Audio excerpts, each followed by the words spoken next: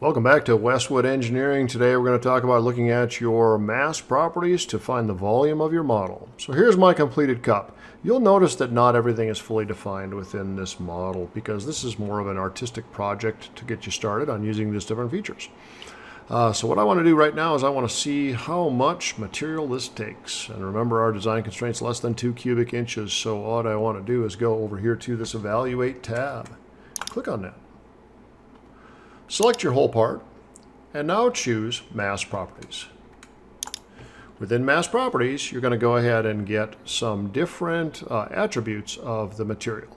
And the first attribute we're going to do here, we're going to look at, and I don't have any material set in this. This is just default material. But the first thing we're looking at here is the volume. And I'm a little oversized. I'm 2.34 cubic inches. Darn it. Made a mistake. Let's go back and fix that.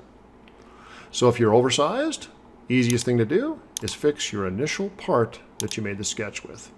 Make it a little bit smaller. And I'm going to choose the lowest hanging fruit here, and that's my diameter. 1.8 is what I'm going to modify this to.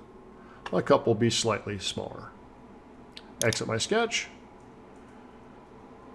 Rebuild my part. Everything still fits. Handle looks a little bit big, which I can fix here in a minute. 2.05. Let's go back and fix that handle. Edit my sweep.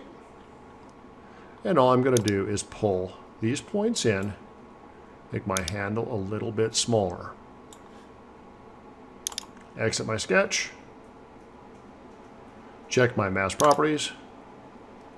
2.04, really close. Go back, modify my model one more time. And I'm going to change this to 1.75.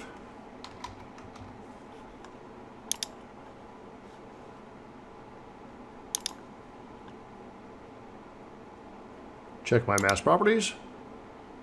Voila, 1.97 cubic inches. I've made it. My part's ready to submit. Be sure you submit your SOLIDWORKS part. Thanks for watching.